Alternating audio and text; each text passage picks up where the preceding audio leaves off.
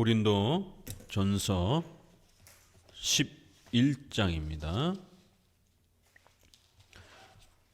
고린도 전서 11장 232페이지 11장부터는 교회 윤리, 신앙 윤리를 소개합니다.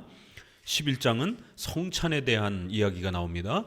또 여자 목사를 우리는 인정하지 않는다라고 하는 교회 안에서 지도권, 치리권을 행사하는 이러한 직분에 여성이 세워져서는 안 된다라고 하는 교회적 질서를 소개합니다.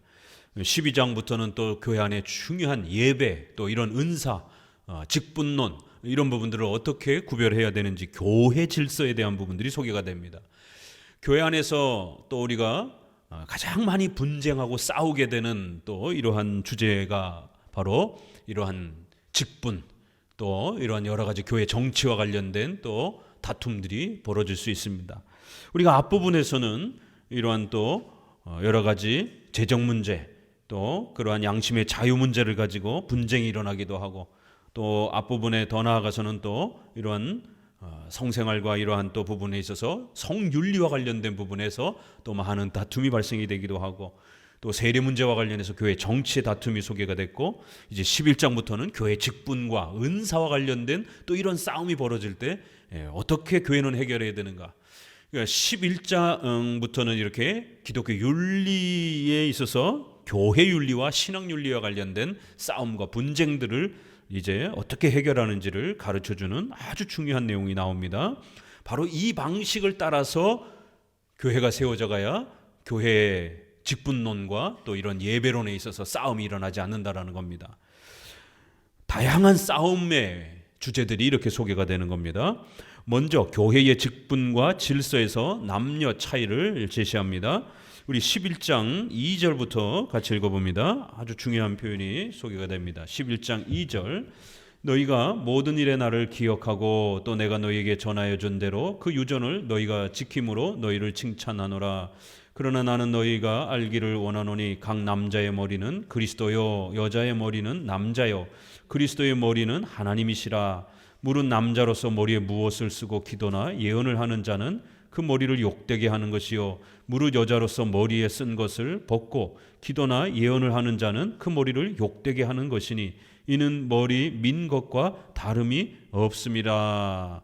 만일 여자가 머리에 쓰지 않거든 깎을 것이요 만일 깎거나 미는 것이 여자에게 부끄러움이 되거든 쓸지니라. 이렇게 표현하면서 이제 본격적으로 이러한 교회 분쟁과 관련해서는 제일 먼저 조심하고 우리가 기억해야 될 것은 교회 정치와 이러한 질서에 대한 다양한 이러한 논의는 굉장히 복잡하다라는 거예요. 다양한 의견들이 있을 수 있기 때문에. 그래서 2절에 내가 너희에게 전하여 준 대로 그 전통을 너희가 잘 지킴으로 너희를 칭찬한다. 교회의 이러한 분쟁과 질서를 해결하기 위해서는 통일성 있는 그러한 교회의 일치된 그러한 정치적 입장이 있어야 된다는 거예요. 그래서 우리는 장로 정치를 하는 것입니다. 개교회별로 자기 마음대로 운영하게 되면 사분오열된다라는 거예요. 회중교회라든가 독립교회라든가 이렇게 분리교회를 하게 되면 교회가 힘을 발휘하지 못한다라는 겁니다. 그래서 사도들이 전해준 그러한 내용을 잘 지켜서 유지하고 있다라는 거예요.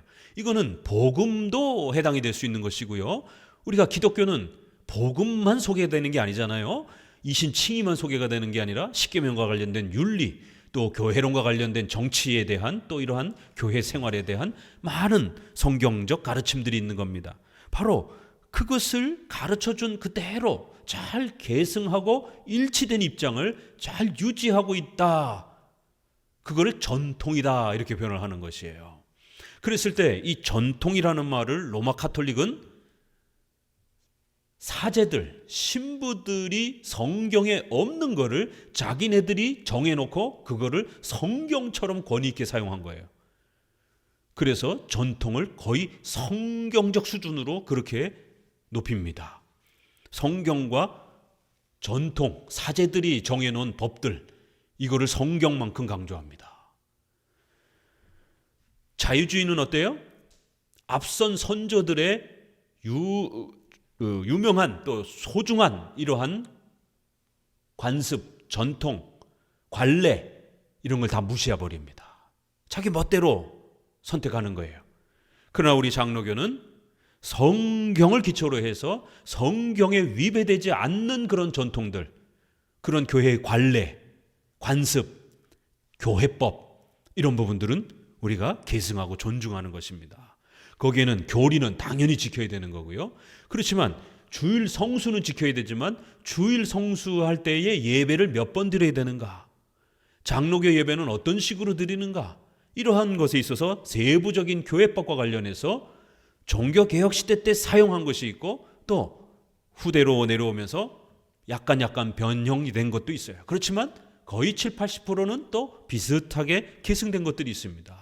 바로 이런 교회법적 질서들은 성경에 위배되지 않는 선에서는 또 계승하는 것이, 또 자유롭게 양심의 자유 원리에 따라서 개인도 선택할 수 있고 또 후대의 교회들도 자유롭게 또 그 교회법을 수정하거나 고칠 수 있는 그러한 또 교회법들도 있습니다. 그런 것들은 그 지역과 나라의 형편에 맞게 또 고칠 수가 있는 것입니다. 비록 양심의 자유 속에서 교회가 수정할 수 있지만 중요한 본질에 해당이 되는 또 중요한 관습에 해당이 되는 성경에는 세부적으로 없어요. 그러나 교회법에 남아있는 거예요. 또 교회법에도 상세하게 다 다룰 수는 없기 때문에 관습적으로 또 우리가 해오는 것들이 있습니다. 교회법에도 안수를 어떻게 해야 되는지, 안수할 때 무릎을 꿇고 받아야 됩니까? 서서 받아야 됩니까? 안수할 때 몇 명이 안수를 해야 됩니까? 안수할 때 누가 안수를 해야 됩니까?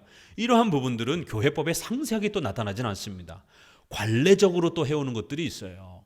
그러면 그러한 부분들은 또 우리가 존중할 수 있다는 겁니다. 그래서 우리는 항상 우리 장로교 신앙, 개혁주의 신앙은 역사적 장로교 신앙, 역사적 개혁주의 신앙, 계보 신앙, 계통 신앙, 계보를 존중한다라는 거예요. 어느 한 개인의 신학이 아니고 신앙 고백을 기초로 해서 그렇게 공교회적으로 여러 교회가 함께 신앙 고백을 한 그러한 교리적 표준 아래에서 계승하는 그러한 공교회적 신앙이라는 거예요.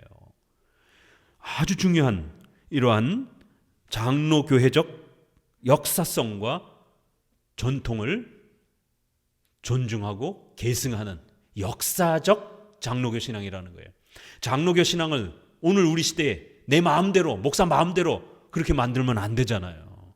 과거에 우리 선조들이 어떻게 장로교를 펼쳐왔는지, 성경의 핵심적인 예배 규정은 어떻게 정해왔는지, 또 그 예배의 또 구체적인 것들은 어떻게 배열해 왔는지 시편 찬송 하나도 보세요. 시편 찬송도 교회법에서 시편 찬송을 권고하고 있어요.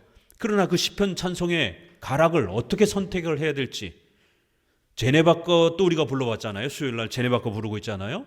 주일날은 스코틀랜드 것도 있습니다. 또 미국 북장로의 것도 있습니다. 네덜란드 것도 있습니다. 그러면 어떤 것을 선택할 것입니까? 그럴 때에 이러한 또 각각의 지역에 내려온 전통들을 우리가 또 존중하면서 우리 선조들이 시편산 찬송에 있어서 시편 찬송은 굉장히 중요하지만 또 곡조는 조금씩 탄력성 있게 지역 형편에 맞게 또 그렇게 멜로디를 또 엄숙하게 경건하게 또 그렇게 작곡할 수 있다라는 것을 또 열어준 것을 알 수가 있습니다. 그래서 각 지역마다 시편 찬송이 작곡이 된 것입니다. 이러한 전통들을 존중하는 것이에요. 예배 때 우리 장로교 예배 모습은 어떠해야 되는 건지 이러한 부분들 이렇게 전하여 준 대로 그 전통을 너희가 잘 지켜간다. 여기서부터 출발해야 안 싸우게 된다는 거예요. 교단과 교단과도요 엄청 싸웁니다. 예배를 어떻게 드려야 될지, 직분을 어떻게 줘야 될지, 이러한 교회 정치적 질서를 어떻게 정하느냐에 따라 자칫 잘못하면 또 분쟁과 싸움이 일어날 수 있다는 거예요. 침례교는 침수를 하잖아요. 그러나 우리는 세례를 준단 말이에요. 약식 세례를. 그럴 때 이것을 정해놓지 않게 되면 싸움이 벌어진다는 것이죠. 누구 교회께 더 개교회께 우수한가? 결국 교단별로 정리를 하는 거예요. 또 그리고 교단별로 정리됐으면 서로 또 존중하는 것이에요. 이렇게 전하여 준 대로 그 전통을 잘 존중하라는 거예요. 본질은 그대로 계승해야 되는 거고, 비본질적인 부분들은 양심의 자유에 의해서 그 시대의 교단과 또 당의 노예 총회가 또 잘 판단하여 결정하는, 양심의 자유 원리와 또 성경의 교리 표준을 지켜내는, 이렇게 법과 아디아포라가 교회법 안에 조화를 이루는 이러한 전통을 우리는 존중하는 겁니다. 가톨릭처럼 토시 하나 안 틀리고 전 세계 교회가 모두 똑같이 기도하고 예배하고 찬송하는 이러한 율법주의가 아닙니다. 또 자유주의자들처럼 각 교회마다 자기들 마음대로 행하는, 그래서 계승도 없고 역사성도 없고, 부모 세대와 자녀 세대가 예배가 서로 달라요. 부모 세대는 이렇게 불렀는데 자녀 세대들은 예배가 확 바뀌어버렸어요. 그러면 부모 세대와 자녀 세대가 함께 예배드리기가 너무 낯설고 힘든 겁니다. 이러한 다양성들을 어떻게 풀어갈 것인가? 본질과 비본질을 잘 조화를 이루면서 그렇게 전하여준 그 전통 그대로 계보신앙, 공교회적 신앙으로 이러한 교회법을 존중하는 장로 정치 질서가 싸움을 해결할 수 있는 중요한 원리가 된다는 겁니다. 이런 표현들은요, 장로교회가 즐겨 쓰는 표현이에요.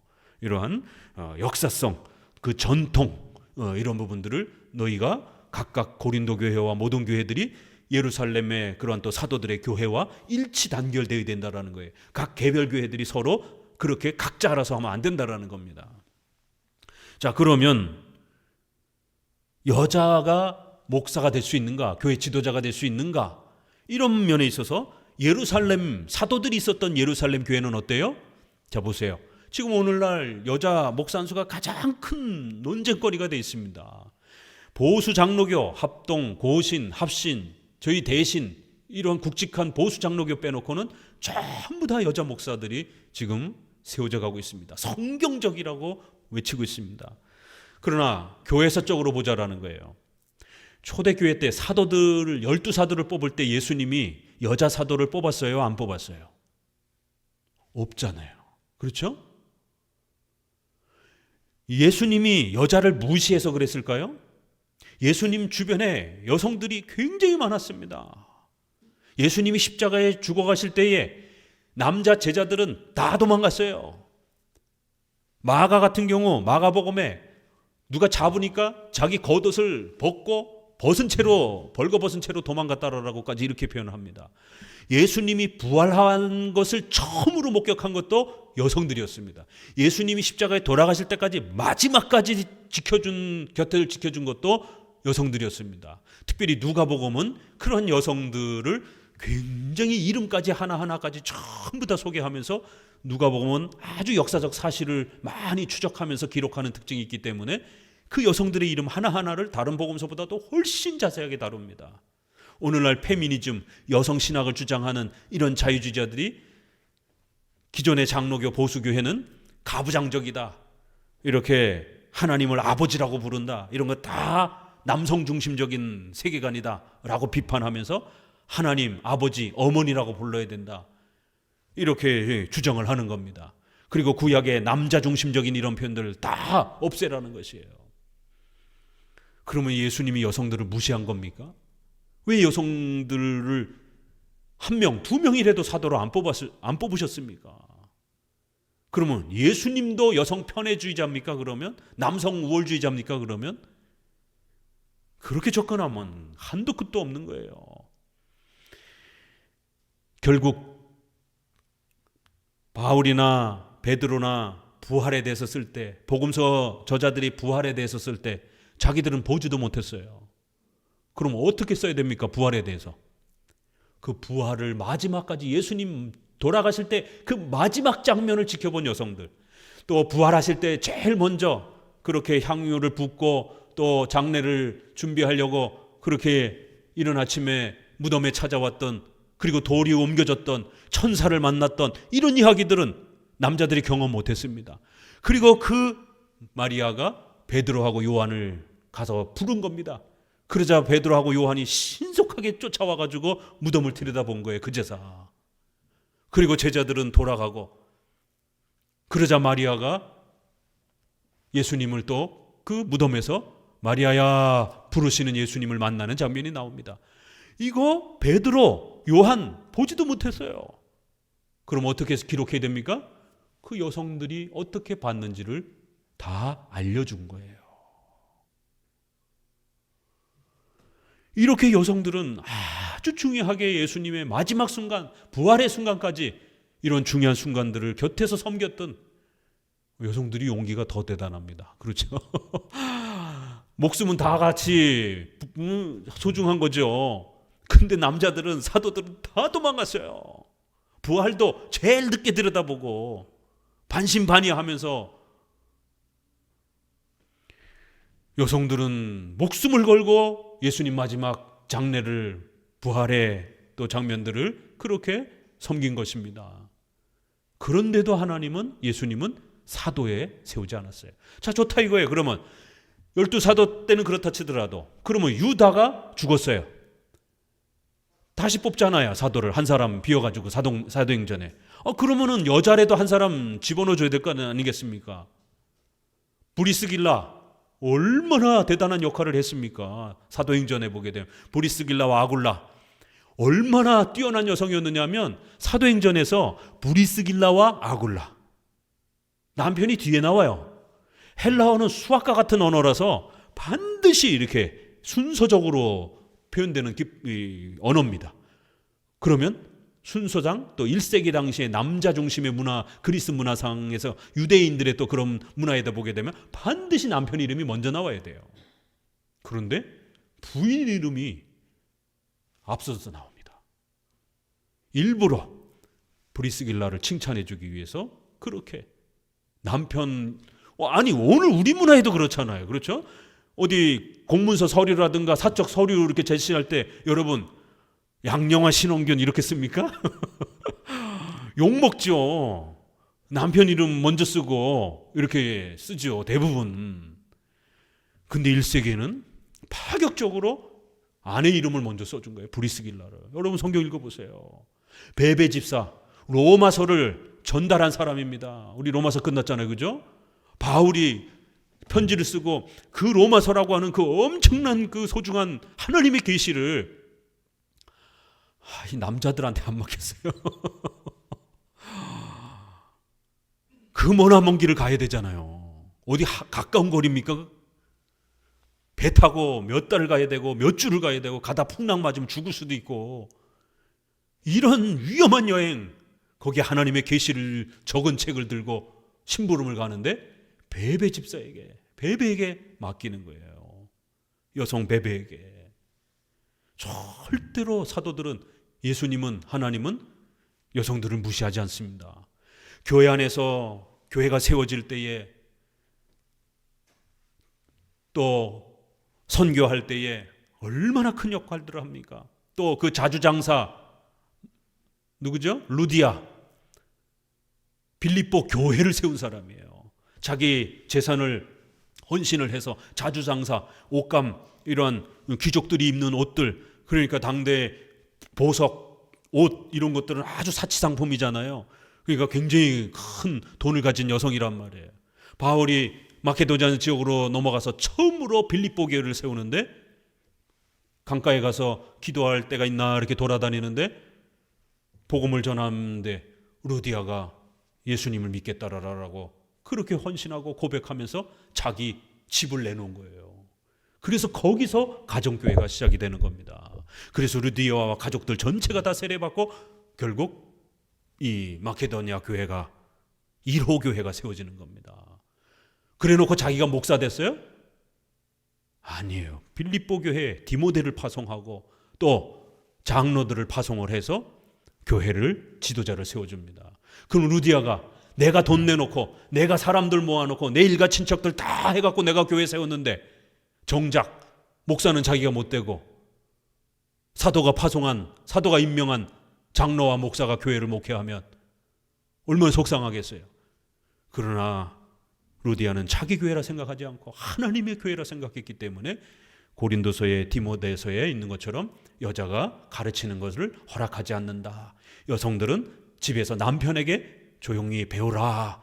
교회의 치리권, 지도권은 허락하지 않는다 라는 그 말씀에 순종해서 기꺼이 바울이 파송한 목사님을 모시고 교회를 섬기고, 고린도 교회, 마케도냐 빌립보 교회, 또 데살로니가 교회 쭉 밑으로 내려오면서 그 지중해 연안에 있는 모든 교회들을 세우는 전초기지가 된 겁니다.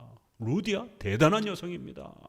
거기서부터 한 걸음 한 걸음 교회가 확장되기 시작한 거예요. 근데 목사는 못 된 거예요. 지금 같았으면 목사 되고 뭐 총회장까지 됐죠. 근데 겸손히 낮아져서 절대로 루디아가 목사 됐다는 얘기 없습니다. 베베가 그 엄청난 로마 교회까지 가서, 아니 바울이 신임을 해가지고 그렇게 파송을 했으면 루디아를 목사로 앉힐 수도 베베를 목사로 앉힐 수도 있잖아요. 그렇죠? 그런데 디모데를 파송하고 다른 제자를 파송하는 것이, 로마서 16장 봤죠? 끝부분에 지도자 그룹을 소개하잖아요. 우리의 동역자 누구를 보내니, 이렇게. 베베가 목사 역할을 하지 않았단 말이에요.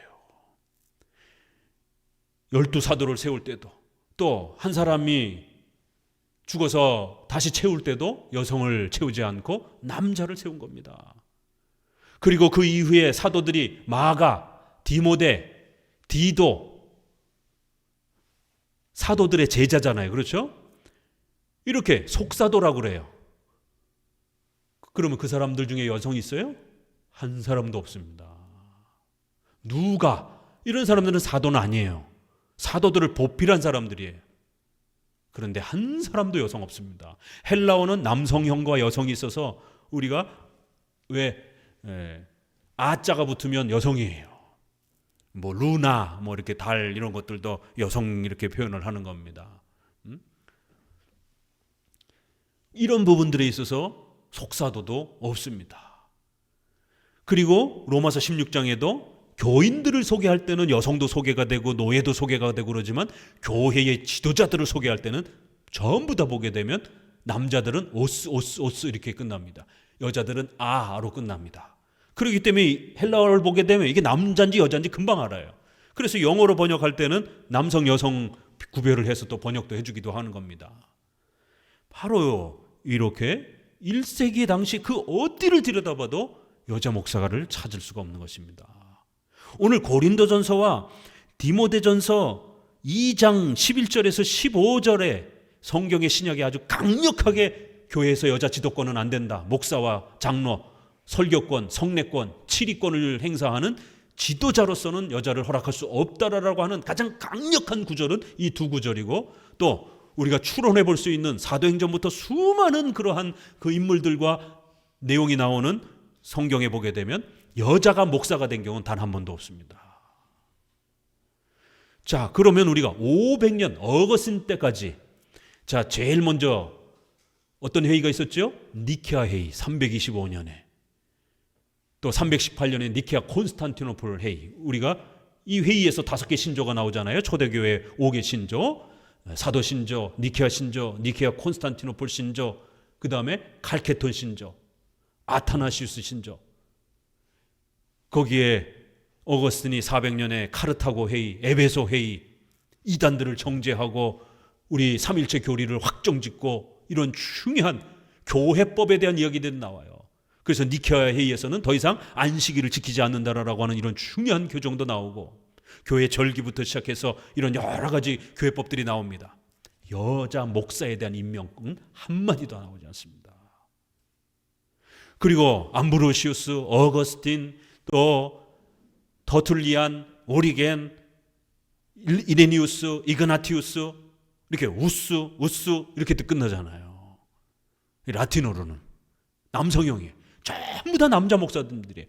초대교회 500년, 어거스틴이 사역할 때까지 500년 동안의 자료가 헬라어 자료로 남아 있습니다. 라틴어 자료로. 남자 목사들이 단 한 명도 없습니다.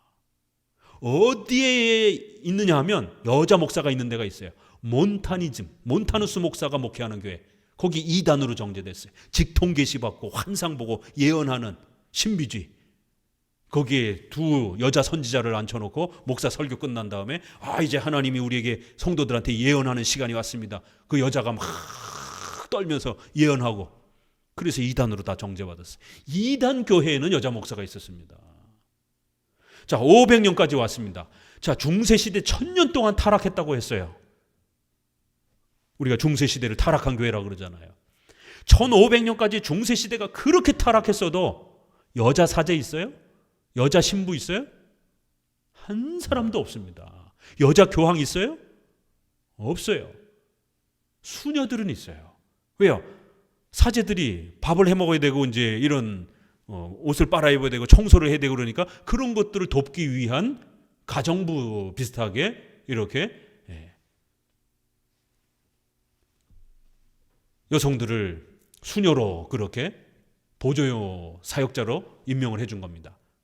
그러나 절대로 교황, 추기경, 사제, 신부 맨 밑바닥에 교회 문 닫고 불 끄고 이러한 신부가 있어요.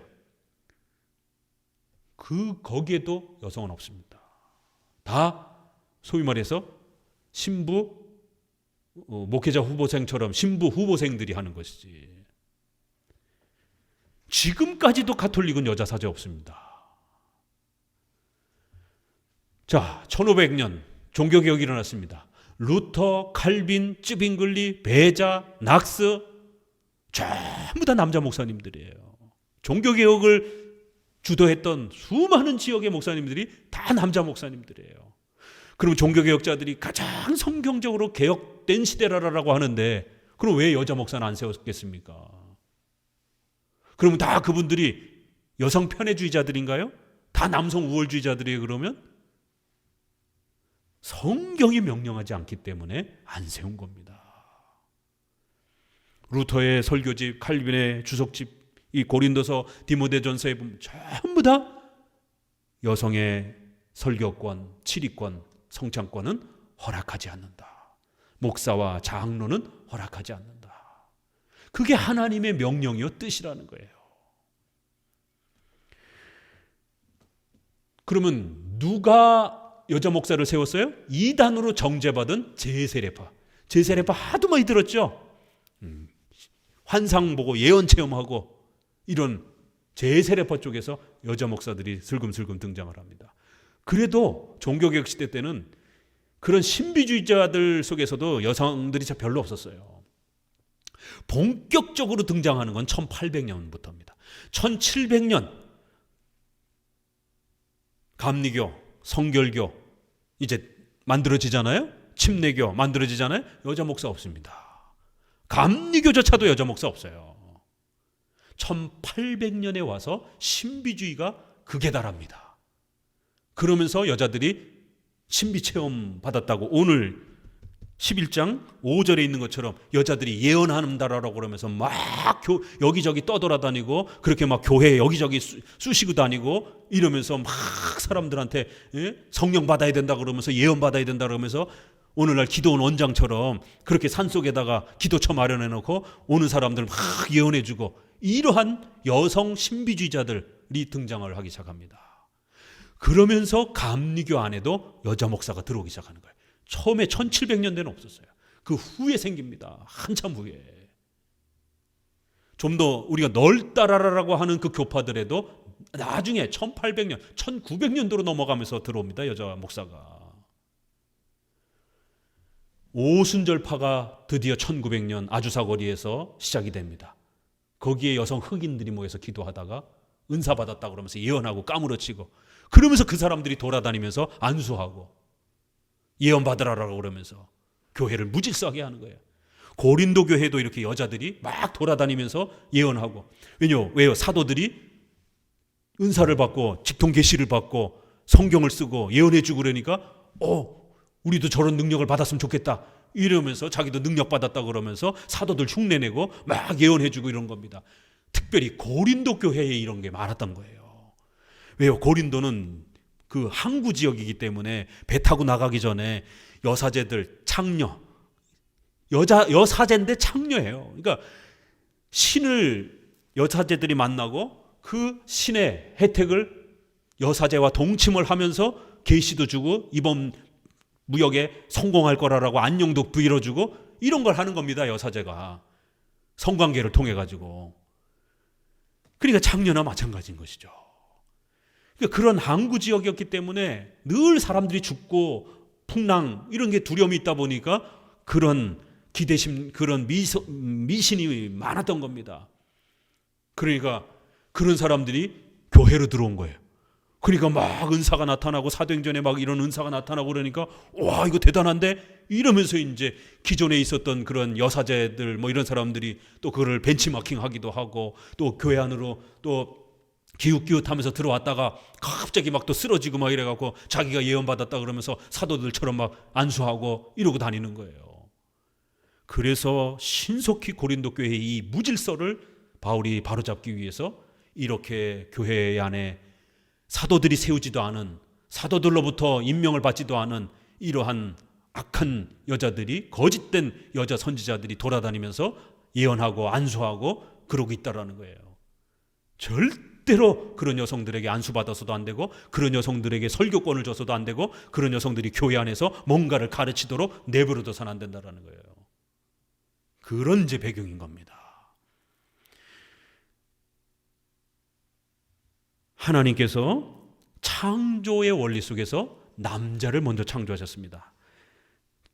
창세기 2장 16절 17절 보니까 선악과 행위 언약이 나오죠. 누구와 맺은 겁니까? 하와와 맺은 게 아니에요. 아담과 맺은 겁니다. 그리고 21절 22절에서 이제 아담의 갈비뼈로 여자를 만드는 거예요. 16절에 이미 아담이 행위 언약을 하나님과 대표로 맺고 그 다음에 독처하는 것이 좋지 못하다라고 하면서 22절에 갈비뼈로 하와를 만들어주는 겁니다. 한참 후가 되는 것이죠. 그렇기 때문에 인류의 대표고 또 그 가정의 가장으로서 하나님이 아담을 세우고 여성을 돕는 배필로 이렇게 세워주는 거예요. 그 돕는 배필이라는 하녀라는 뜻은 아니에요. 동역자라는 뜻이죠. 그렇지만 행위 언약의 대표자는 아담이라는 거죠. 교회의 그러한 신앙의 대표는 남자였다라는 거예요. 또 아담은 가정의 남편이었으니까 또 가장으로서도 권위로서도 하나님이 남편에게 가장의 권위를 주고 여성은 또 함께 동역하도록 한 겁니다.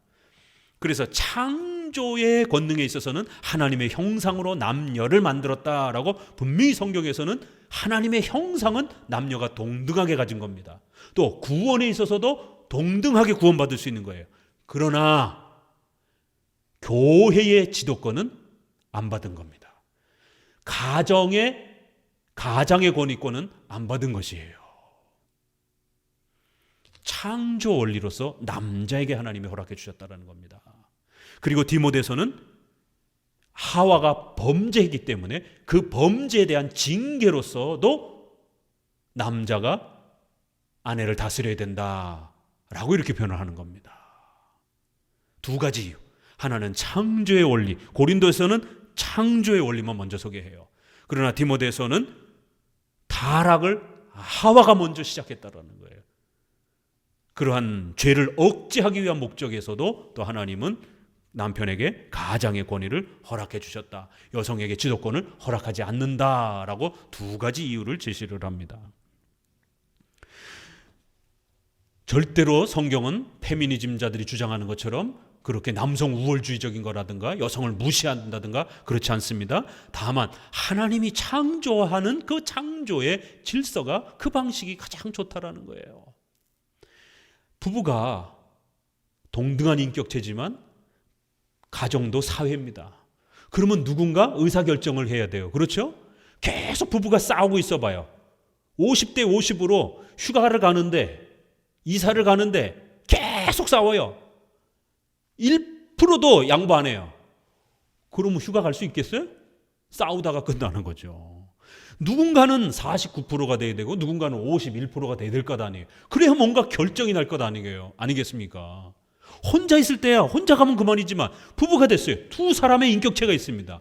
계속 의논을 하는데 타협이 안 되는 거예요. 아니 저녁 먹으러 갑시다 그러는데 난 김치찌개, 난 된장찌개. 절대로 양보 안 해요. 그날 쫄좀 굶는 거예요. 밥 못 먹습니다. 누군가는 양보를 해야 되는 거예요. 그렇죠? 이런 사소한 일이야 뭐 남편도 양보할 수 있고 아내도 양보할 수 있지만 가정사의 중요한 가정의 이러한 굵직한 이런 부분들에 있어서는 아내가 남편에게 그 질서를 양보하라는 것이에요. 하나님이 세워주신 가정의 질서도, 가장 작은 단위의 가정의 질서도 질서가 있어야 된다는 겁니다. 질서가 존재하지 아니하면 사람이 사는 세상은 무질서해서 배가 산으로 갑니다. 그래서 교회의 질서도 있는 거고 국가에도 질서도 있는 거고 세상에도 질서가 있는 것입니다. 국가 지도자나 직장은 여성이 오너가 돼도 돼요. 그렇지만 교회의 질서는 그렇지 않다는 거예요. 창조의 질서에 있어서 가정은 하나님이 남편에게 가장으로서의 권을 주셨다는 겁니다. 이렇게 창조의 질서, 그 다음에 죄가 발생이 되고 나서 그 죄를 막기 위한 그런 목적 아래 생겼다는 겁니다. 우리 디모데전서 2장 11절부터 함께 읽어보도록 합니다. 디모데전서 2장 11절입니다.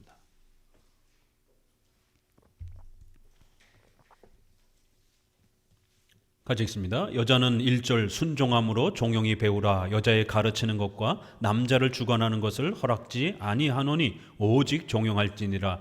이는 아담이 먼저 지음을 받고 이와가 그 후며 아담이 꾀임을 보지 아니하고 여자가 꾀임을 보아 죄에 빠졌습니다. 그러나 여자들이 만일 정절로서 믿음과 사랑과 거룩함에 거하면 그 해산함으로 구원을 얻으리라. 이렇게 남녀의 질서를 소개합니다. 자, 본문으로 돌아와서 남녀는 창조의 본성에서 구원의 혜택에서 동등합니다. 하지만 가정과 사회와 교회 질서 속에서 남녀의 기능적, 질서적 차이가 존재합니다. 여성은 임신을 하잖아요. 그렇죠? 그렇게 되면 식량은 누가 구해옵니까? 고대 사회에서. 이렇게 여성은 출산과 임신과 양육에 최적화되어 있는 그런 재능을 갖고 있는 거예요. 남자는 임신을 못합니다. 만약 동등한 그런 모든 기능과 동등한 모든 권한을 주신다라면 남녀가 똑같이 임신하고 똑같이 사냥해서 짐승 잡아오고 이러면 되는데 남자에게는 근육과 뼈를 주시고 여성에게는 출산할 수 있는 양육할 수 있는 재능을 주신 겁니다. 창조의 재능 자체가 서로 다르단 말이에요.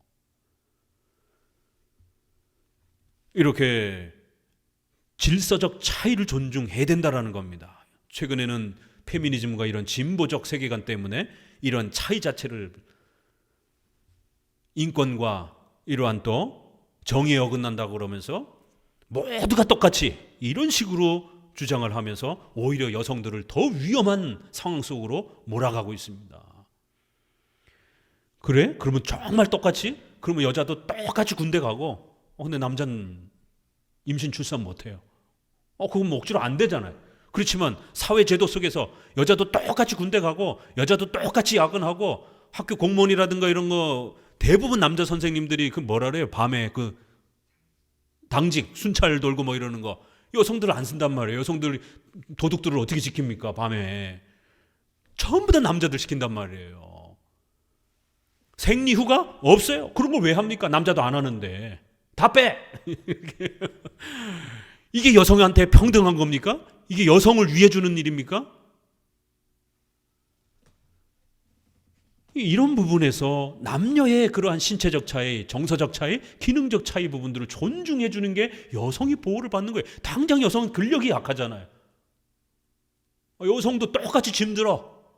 한 30kg짜리. 회사 가면은 쿠팡 같은 데 가면 왜 여성들은 가벼운 쪽에서 일을 합니까? 아니 물건을 못 들잖아. 일단 수십 킬로 되는 물건을 못 들잖아 여성들은.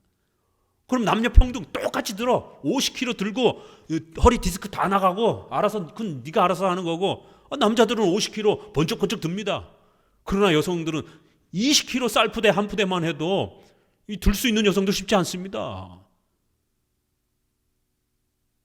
택배 쌀 20kg 30kg 남자랑 똑같이 지고 배달해요. 그러면 아파트 막 5층 이런 데 걸어 올라가갖고 엘리베이터 없는데 여성이 감당하느냐 말이에요. 그거를.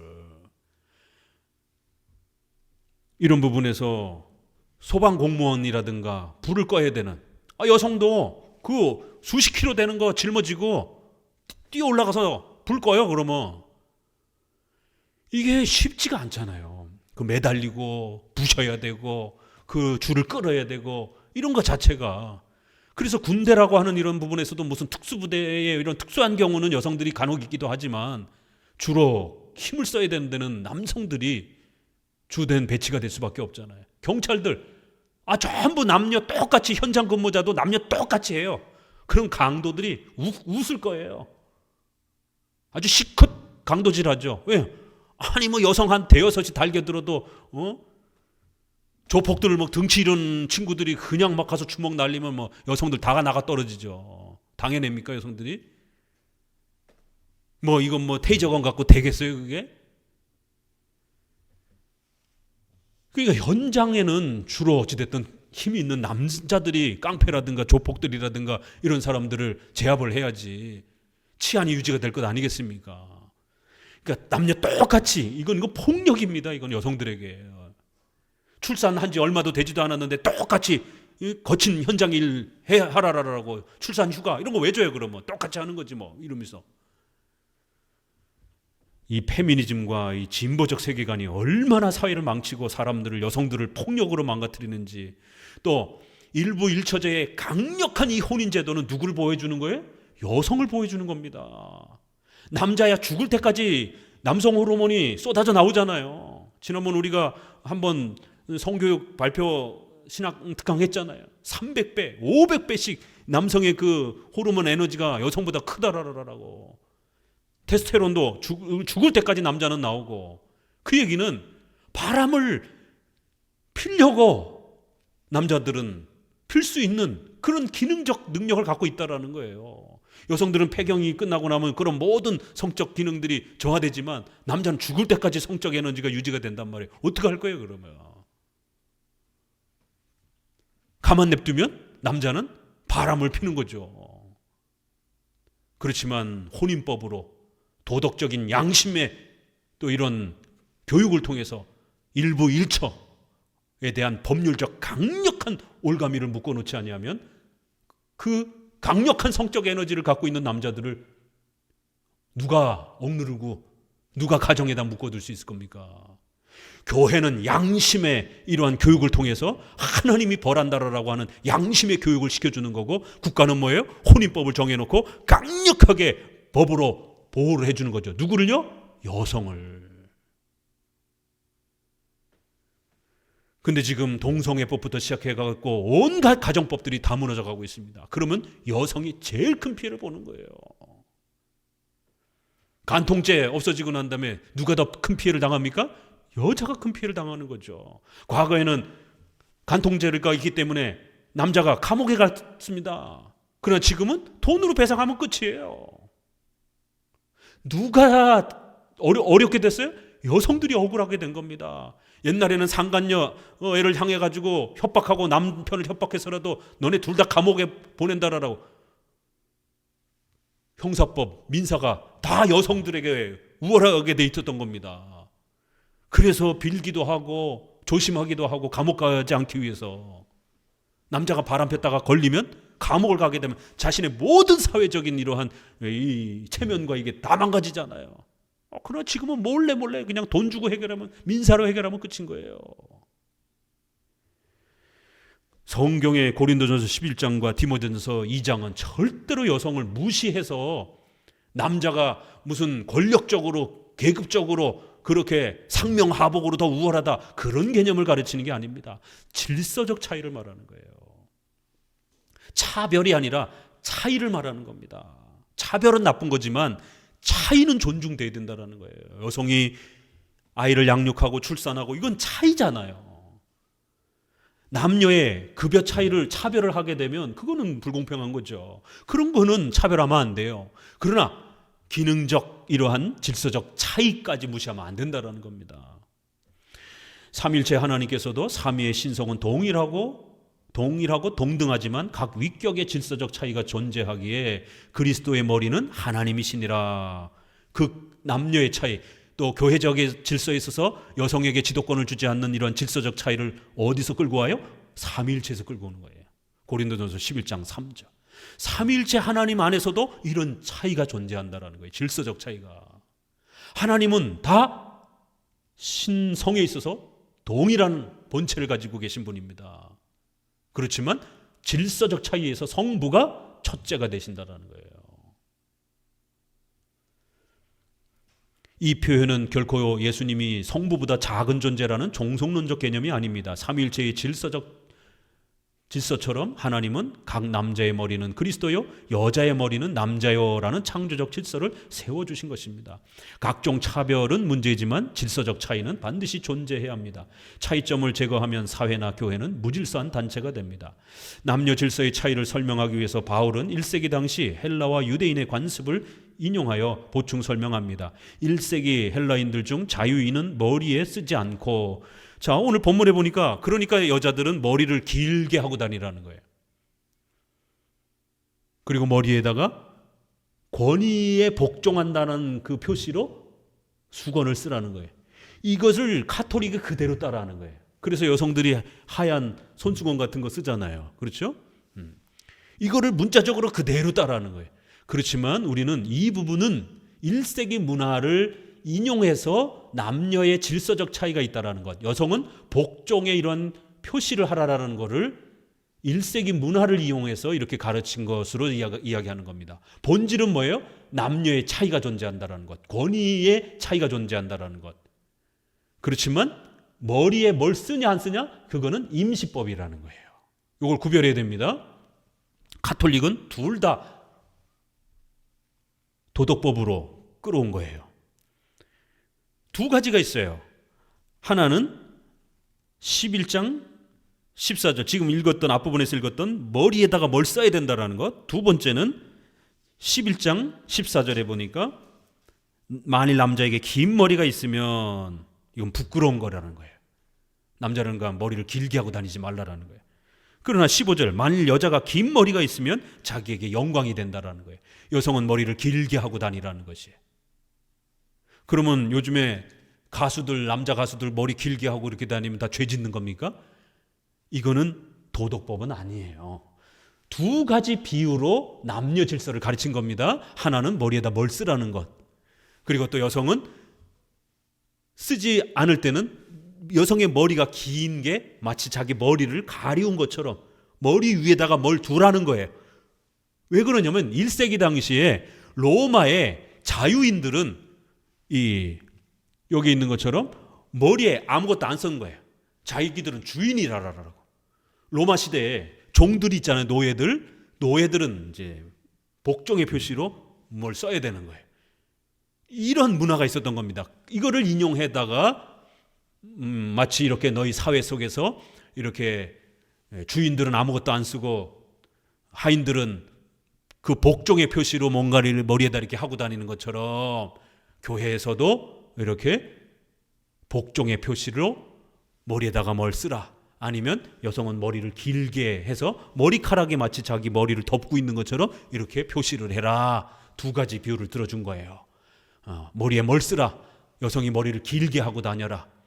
그러니까 이것은 오늘날 7계명, 남녀의 어떤 옷 입고 다니고 머리를 길게 하고 이런 도덕법은 아닙니다.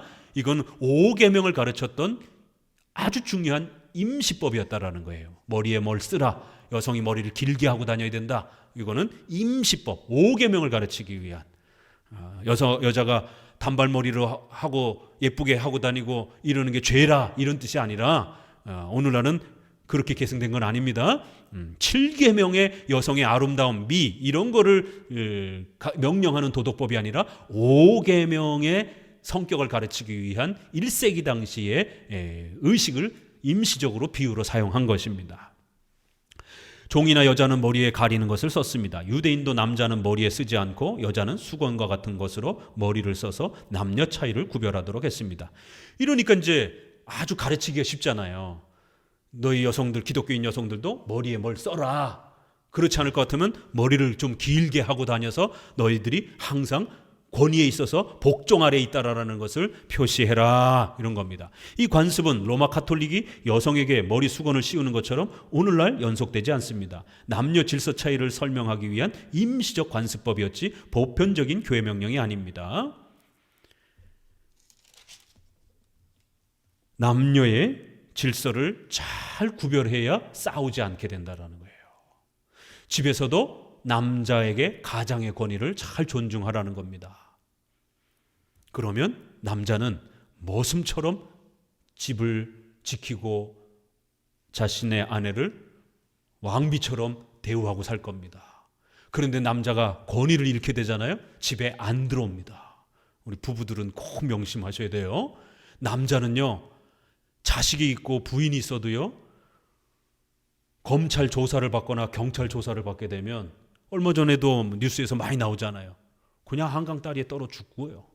자기 권위와 명예가 실추가 되면 부인이고 애들이고 신경 안 씁니다. 자기 권위가 실추된 것에 대해서 남자는 못 견딥니다.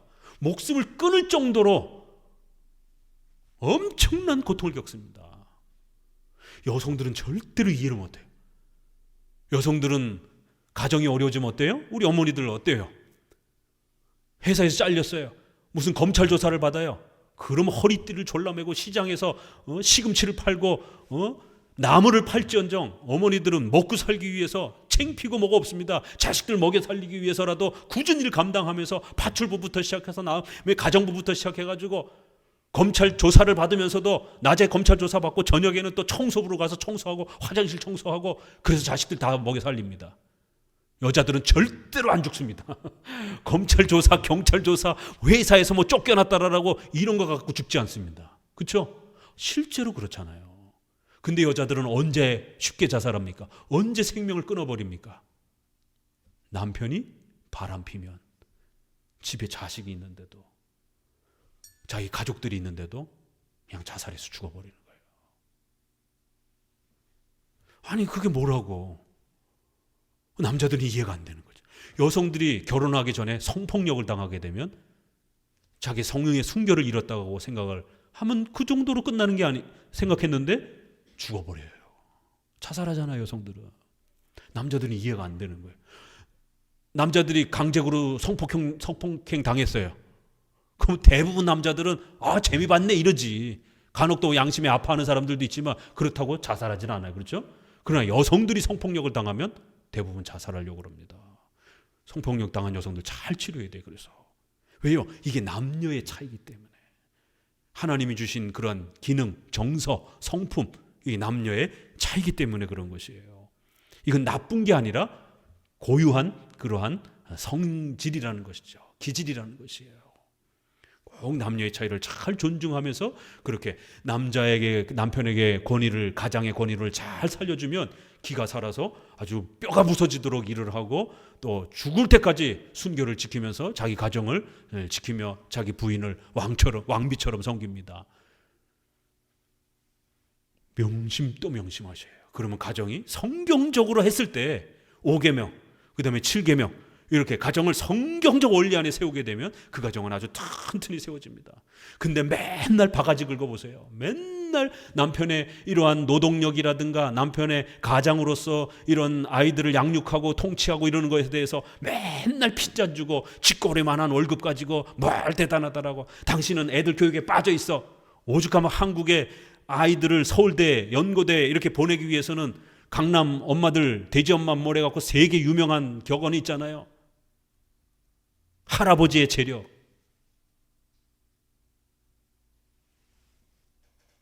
엄마의 정보력. 세 번째 뭐예요? 남편의 무관심. 남자들은 애들 이렇게 학원을 많이 보내. 자꾸 잔소리하니까 당신이 교육에 대해서 뭘 알아? 이러면서 남편은 그냥 돈이나 벌어오라라고. 애들 교육에 무관심해 주는 게 도와주는 거라라고. 이게 얼마나 남편의 권위를 깨버리는 것입니까? 아이들을 훈육하고 양육하는 결정적인 순간에는 남편이 나서야 되는 겁니다. 일상적인 그러한 사소한 부분들은 엄마가 더 가까이 있으니까 이렇게 훈계를 하더라도 결정적인 순간에 아이들이 말 안 들으면 엄마가 잔소리 100마디 하는 것보다 아빠가 한 번 무섭게 야단치게 되면 가정의 군기가 질서가 딱 잡히는 겁니다. 이렇게 남편의 이러한 권위를 실추하고 무시하고 바가지 긁고 그 남편이 가정에 충실하나 보세요. 절대로 충실하지 않습니다. 그러면서 항상 여성들은 고민을 하소연하는 거예요. 왜 우리 남편은 집에 안 들어오고 자꾸 바람 피려고 그러고 집에 돈도 안 갖다 주고 왜 이렇게 남편이 게으르고 불성실한지 모르겠어요. 어디서 원인을 찾아야 돼요? 남녀 질서에 하나님이 주신 그 원인에서부터 찾아가야 됩니다.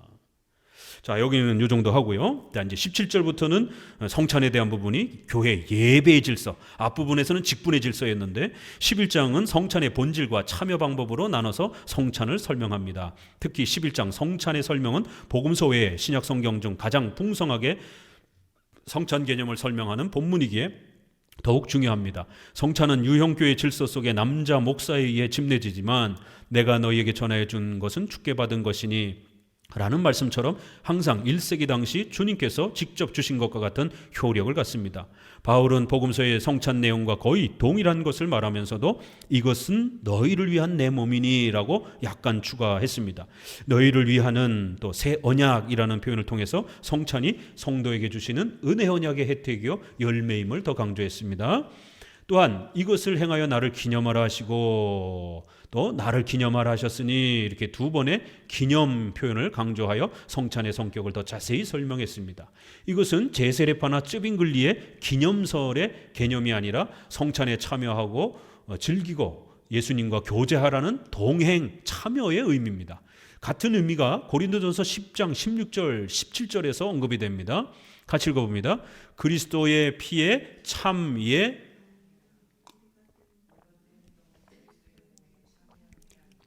떡이 하나요?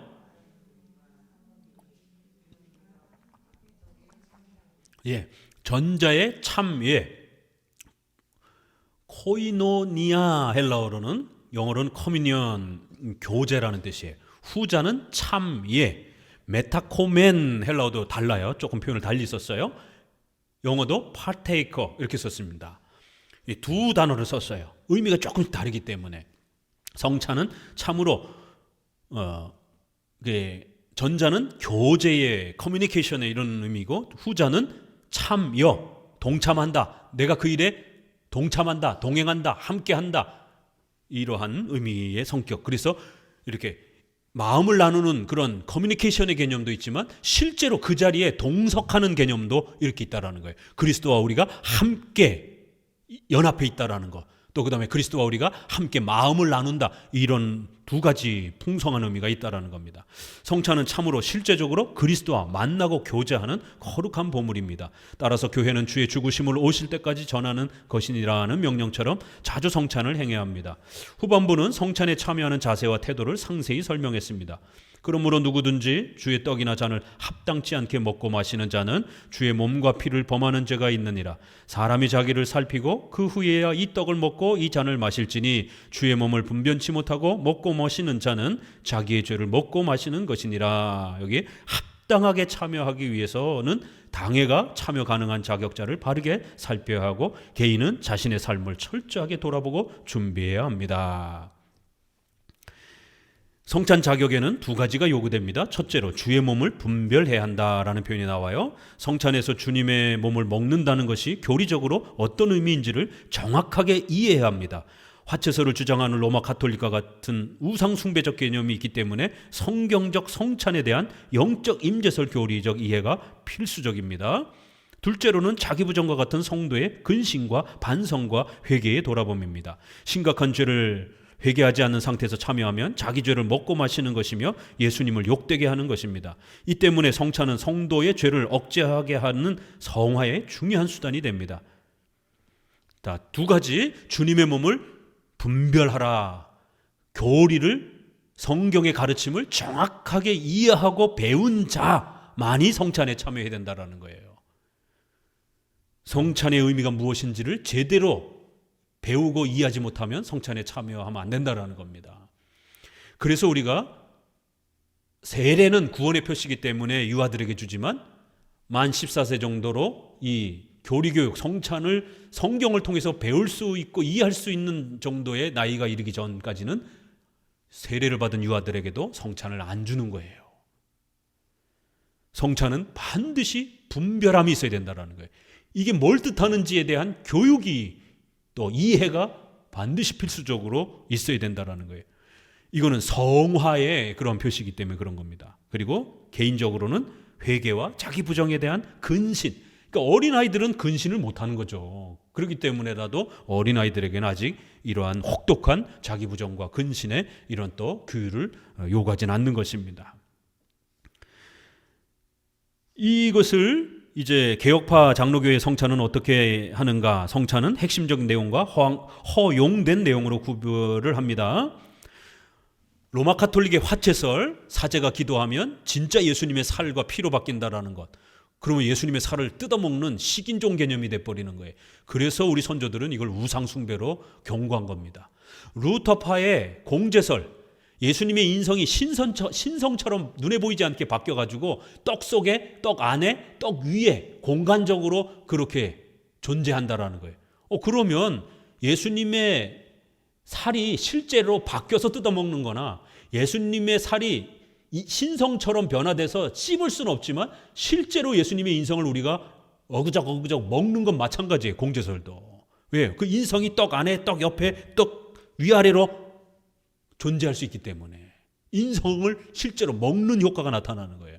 그래서 공제설이나 루터파의 공제설, 로마 카톨릭의 화채설은 굉장히 실제로 예수님의 인성을 먹는 개념이 되어버리는 겁니다. 그래서 제세례파나 쯔빙 걸리는 여기에 이제 기겁을 하고 어떻게 예수님의 인성을 그렇게 이해할 수 있느냐, 그냥 마음속으로 그냥 추억하는 것 정도다라고 성찬의 이 중요한 본질을 또 놓쳐버렸어요.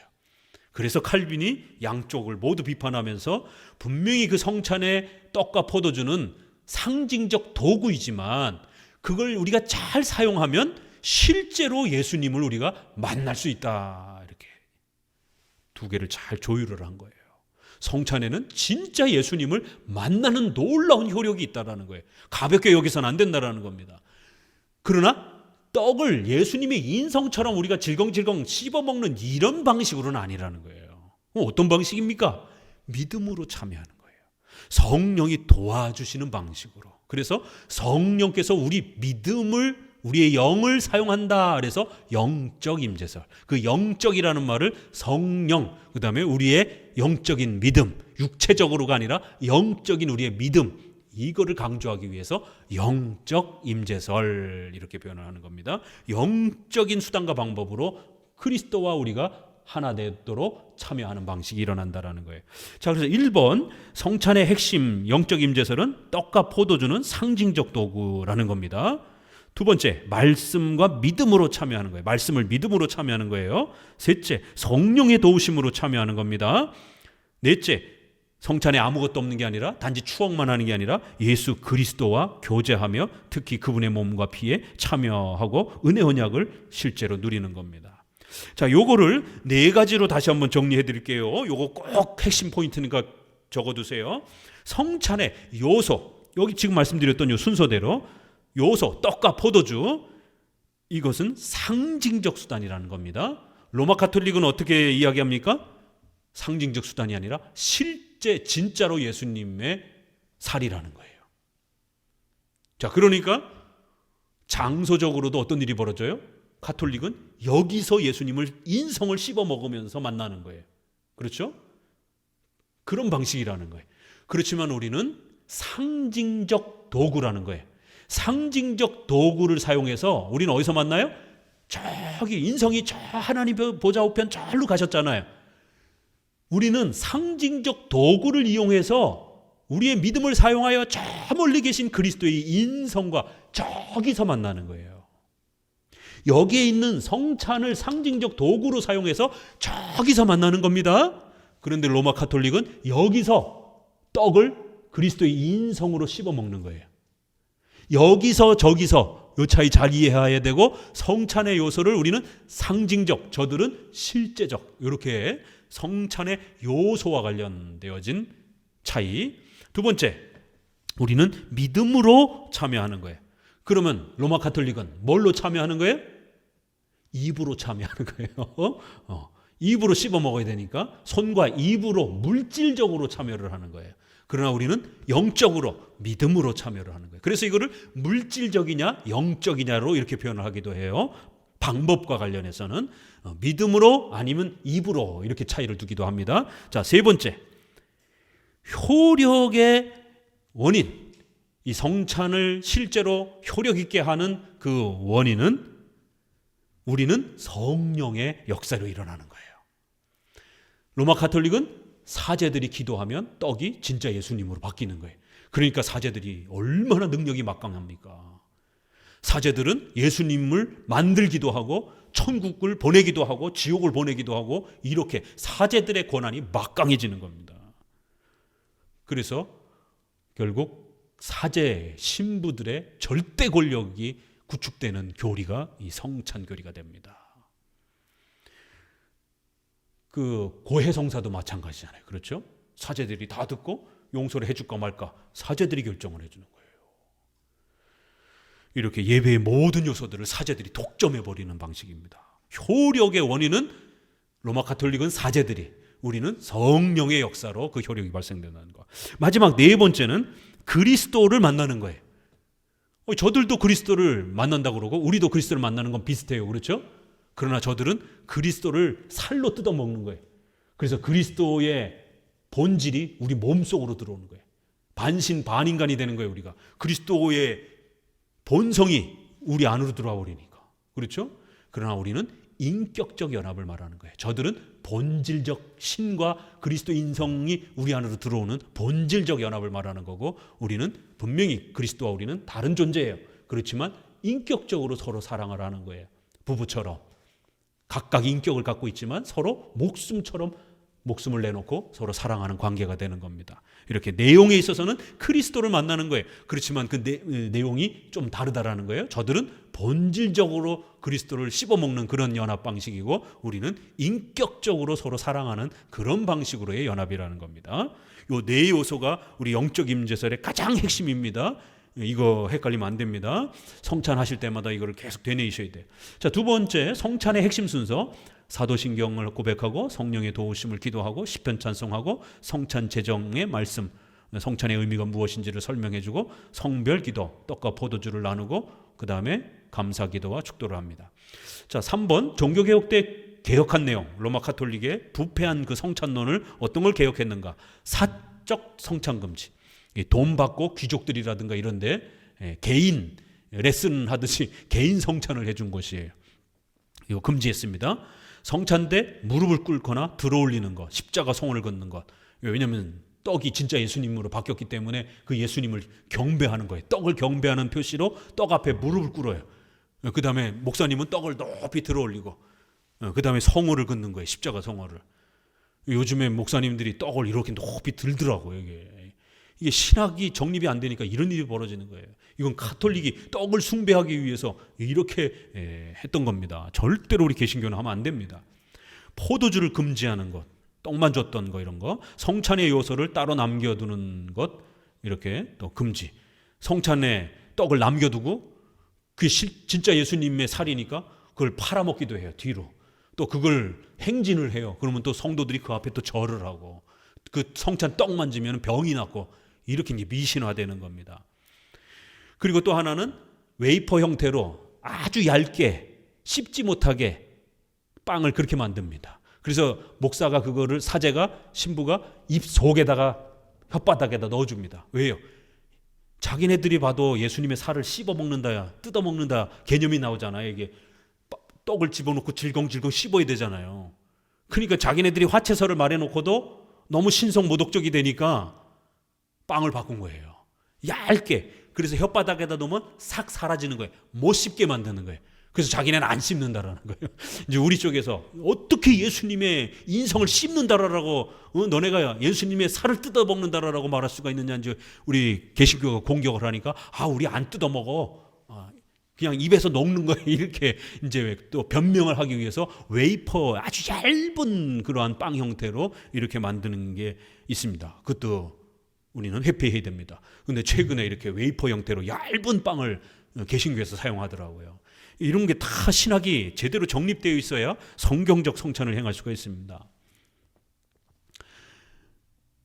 유아에게, 성찬시 입교 전 유아에게나 세례받지 않는 자에게 주는 것 금지해야 된다는 겁니다. 최근에 또 교회가 어린이 3세에서부터 만 13세까지 어린이 세례를 주고 어린이 성찬을 또 앞다투서 지금 시행하고 있습니다. 그래서 제가 다른 교수님하고 논문을 써갖고 책으로 내기도 하고 그랬는데 보수 장로교회만 유아 세례를 주장하고 있지 어린이 세례 3세부터 13세까지 또 주자라는 거예요. 왜 비워두냐라는 거예요. 그러니까 이 세례와 성찬의 개념을 목회자들이 이해를 못하다 보니까 감리교 뭐 이런 성결교 오순절 다 주던데 뭐 애들은 왜 못 먹게 해 성찬을? 애들도 먹으면 좋은 거 아니야? 교리를 모른다라는 거예요. 애들은 아직 분별을 못한다라는 겁니다. 또 근신을 못한다라는 거예요. 성찬은 이걸 하지 않게 되면 자기 죄를 먹고 마신다. 그리스도를 모욕하게 만드는 것이다라고 11장에 이렇게 경고하잖아요. 그러기 때문에 성찬을 잘못 행하게 되면 벌을 받습니다.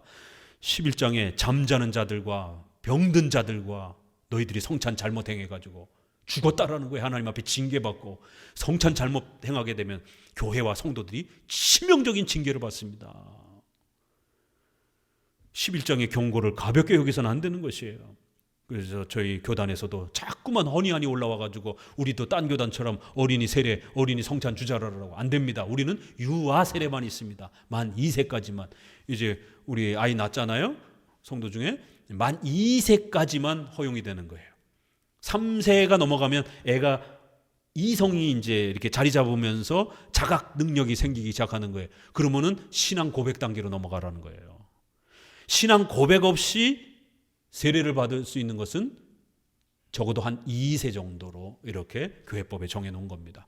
그리고 이제 어른으로서의 자각 능력이 완성되는 건 보통 저희 교단은 14세, 합시는 15세. 그건 또 이제 교회법에서 이 정도 나이면 사춘기를 지나서 분별할 수 있는 나이가 된다라고. 외국에는 성숙도가 좀 빠르다 보니까 외국에는 한 12세까지도 이렇게 외국 교회법에는 그렇게 나와 있기도 한데 이제 우리나라 교회법에는 14세에 이제 어른 신자로 유아 세례 받은 아이들은 입교, 세례를 다시 안 하고 입교식만 하는 겁니다. 특별히 이제 아이를 낳게 되면 만 2세까지는 유아 세례를 받을 수 있어요. 그래서 시간 잘 준비해야 되는 겁니다. 아차 하다가 깜빡하고 늦춰버리게 되면 3살 넘어가게 되면 유아 세례 안 줍니다. 교회에서. 그래서 반드시 2살 전에 산모가 잘 회복되고 아이도 좀 어느 정도 회복되고 나서 한 몇 개월 뒤에 또 이렇게 준비를 해야 됩니다. 4번 성찬에 허용된 요소. 성찬에 구체적으로 나와 있지 않아요. 언급이. 그거는 성찬을 받는 방식. 서서 나오고 둘러앉아서 또 가져다 주는 여러 방식들이 있습니다. 그래서 이제 저희 교회도 여러 방식으로 또 이렇게 해보기도 하는 겁니다. 떼는 방식. 각자 떼기도 해요. 큰 빵 하나를 여기서부터 돌려요. 그러면 알아서 떼 먹는 거예요, 본인들이. 그렇지만 이제 우리 장로교는 주로 이렇게 목사님이 떼주는 방식, 미리 떼놓는 방식, 이렇게 또 재미있는 것은 회중교회는 성도들은 다 동등하다 이렇게 해서 빵을 뜯어요. 돌리면서. 장로교는 목사님이 뜯어주는, 요걸 좀 더 선호를 해요. 그런 차이도 있습니다.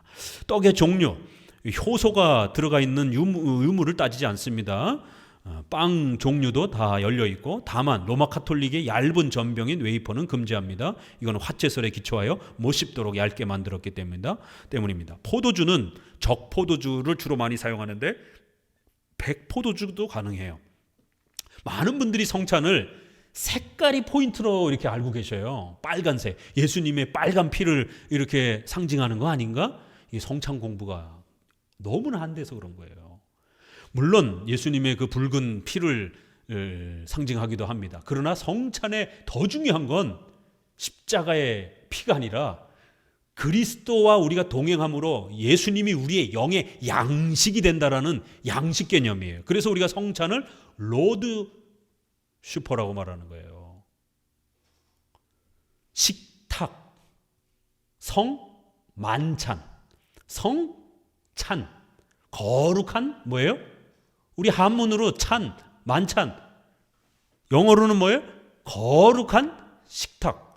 로드 테이블이라고도 이렇게 표현을 합니다. 거룩한 식사라고 말하는 거예요. 만찬. 그래서 많은 분들이 성찬을 예수님이 십자가에 피 흘리는 거를 먼저 더 많이 생각을 하는데, 물론 그것도 있지만 성찬의 핵심은 성화, 우리가 성장하기 위한 그리스도의 은혜, 그리스도께서 우리와 함께 계셔서 날마다 우리에게 영의 양식을 공급하면서 우리에게 힘을 주신다라는 게 포인트입니다. 세례는 그리스도의 십자가로 피 흘림으로 우리가 죄 사함 받았다라는 거. 세례에서는 십자가의 피 흘림이 중요해요. 그러나 성찬에서는 그걸 전제로 하고 그리스도와 우리가 함께 한다라는 것이 더 중요한 거예요. 그래서 그리스도와 우리가 함께하면 우리 영혼이 든든하고 배부르다. 그래서 배부름을 중요한 포인트로 잡는 겁니다. 그래서 떡을 먹으면 배가 부르는 거예요. 유럽에서는 포도주를 음료로 사용했단 말이에요. 물이 귀하기 때문에. 그래서 적포도주나 백포도주나 다 같이 사용을 했던 겁니다. 왜? 술이라는 음료 개념이 중요한 거기 때문에. 그래서 빵과 물 이런 개념이에요. 동양에서 만약 사용했다라면 쌀과 물 이런 게죠. 밥과 물. 예수님은 우리의 밥이다. 예수님은 우리의 영의 양식이다. 이런 뜻인 겁니다. 그래서 포도주는 다 가능해요. 만약 포도주를 먹지 못하는 사람이라든가 알레르기가 있다든가 여러 어떤 어려움이 있으면 포도즙이나 주스로 대체해도 가능하지만 관습에 이제 이것도 허용은 되지만 관습은 성경에 포도주로 되어 있기 때문에 술을 사용해야 되는 겁니다. 될 수 있으면. 또 2000년 동안도 그렇게 포도주를 주로 사용해 왔어요. 이제 최근에는 음주 단속이 심해지고 그러니까 이제 이 도수를 조금 낮추긴 해야 돼요. 또 형편을 봐서. 그렇지만 될 수 있으면 포도주의 기본 틀을 갖출 수 있도록 도수를 조금 낮추더라도 그런 관습을 지켜갈 필요가 있다라는 겁니다. 왜요? 즙하고 주스 개념은 좀 다르기 때문에 허용은 되지만 이것이 성경에서 1세기 당시부터 음료의 개념으로 이렇게 사용되었던 거라 그걸 지켜가는 겁니다.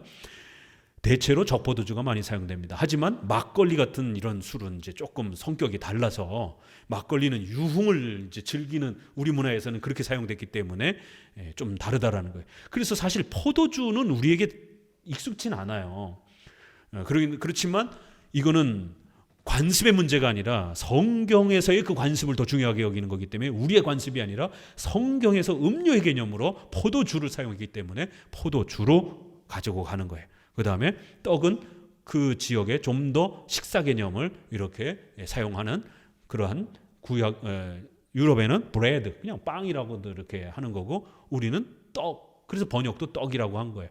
뭐 밥을 놓고 해도 되지만 주로 이제 밥을 좀 이렇게 뭉쳐서 떡처럼 이렇게 해야 좀 사용이 편하기 때문에 떡으로 하기도 하고 예전에는 이제 권사님 지사님들이 이렇게 전을 효소를 넣지 않은 얇은 전 부치기 같이 이렇게 그런 부분을 이렇게 만들어서 잘라서 이렇게 준비를 하기도 했습니다. 이렇게 식사라는 개념을 가질 수 있으면 된다라는 거예요. 자, 다섯 번째 성찬 횟수 교회의 형편에 따라 가능합니다. 우리 종교개혁자들은 가능한 한 많이 행하도록 이렇게 권면을 했습니다. 그래야 성화에 이러한 복된 은혜를 더 많이 참여를 누릴 수 있기 때문에 그런 겁니다.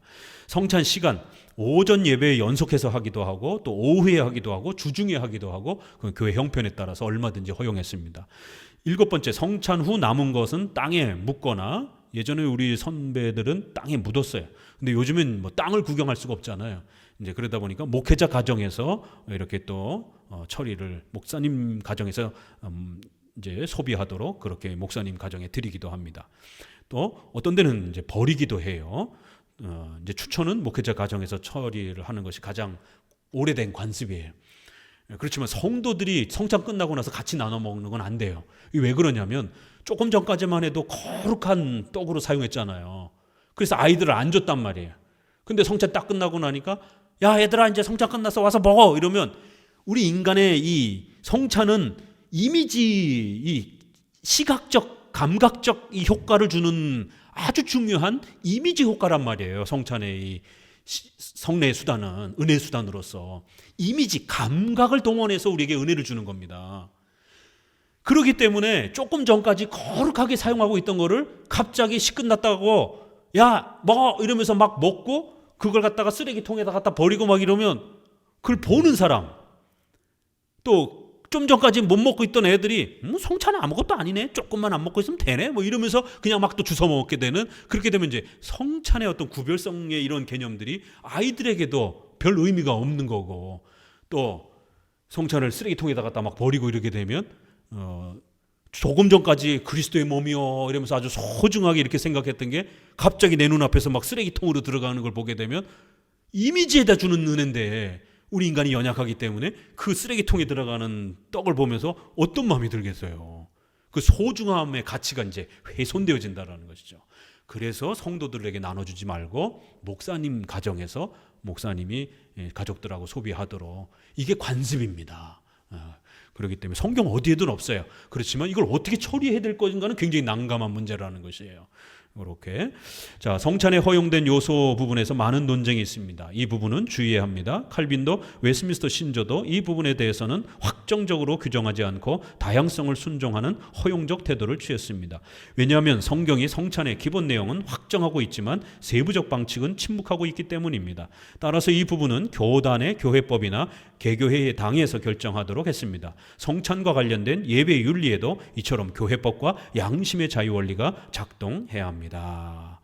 오늘 아주 중요한 교회의 예배적 직분적 질서의 원리들을 싸우지 않기 위해서는 어떻게 해야 되는지, 이런 장로 정치의 원리에 따라 교회법 아래에서 또 개교회의 또 양심의 자유 선택을 허락하는 범위 내에서 그렇게 운영해야 된다는 겁니다.